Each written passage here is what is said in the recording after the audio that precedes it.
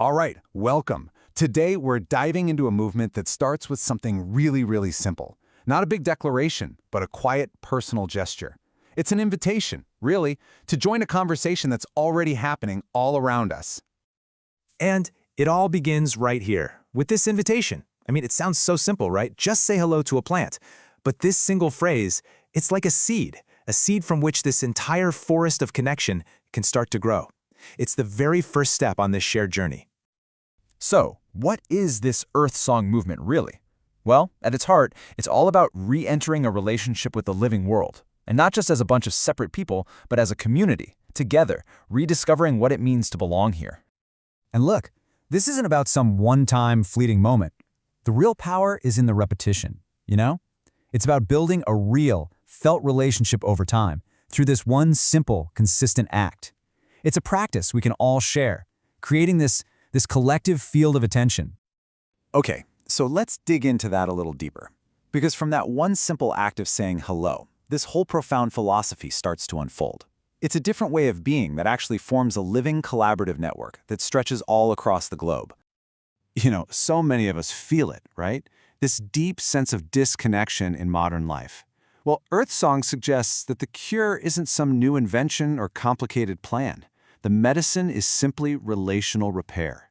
It's about healing our connections to ourselves, to each other, and to the earth, and doing it together. And what's so fascinating here is the massive shift in thinking this invites us into. We're talking about moving from an extractive way of life, where nature is just a resource for us to use, to a relational one, where nature is a relative we're in conversation with. That's the collective shift we're talking about. And this whole thing works on a few different levels at once. You've got this powerful global network, but it's all grounded in your direct, local experience. In the community, well, that's the bridge. It's like the mycelial network that connects all of our individual hellos into one big worldwide chorus. Okay, so that's the big idea. But what does it actually look like in practice? Let's take a look at the actual pathways this movement offers for connection and, just as important, for collaboration.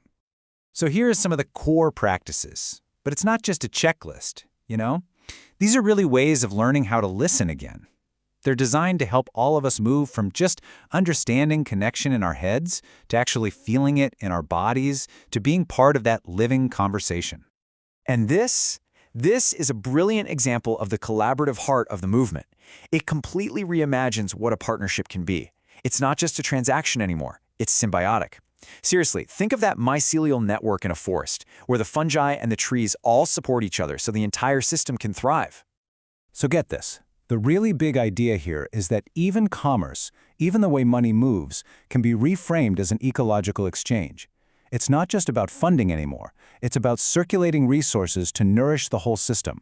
It's a super practical way to turn a simple transaction into a truly regenerative, collaborative act. So where does all this lead? Well, it's not building toward a product or some program you can buy.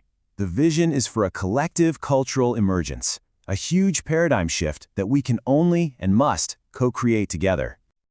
A really beautiful part of this vision is this call to the elders, an invitation for them to step into a role of stewardship, but not as these top-down leaders with all the answers, more like hosts who hold space and share their wisdom and grounding presence to guide this collective remembering. And how does this movement spread? Well, it's not through some big marketing push. It spreads in the most natural human way possible, through remembrance, passed from person to person, friend to friend, generation to generation, like a story you can't help but share. At the end of the day, people are drawn to this because they're looking for a real, grounded response to a world that feels so fragmented. They join to become part of something bigger than themselves, a living community that's dedicated to relational repair. And this, right here, is such a critical shift in thinking. It's about letting go of that heavy burden of being the lone hero who has to fix everything, and instead embracing the power of becoming a host, part of a community. It's recognizing that we are all part of a larger, living system that is waking up through us. And so we come full circle, back to that simple invitation that started this whole thing. And now it's yours to keep. It's not really an answer, is it? It's a question to carry with you, the first word in a conversation that's waiting for all of us to join.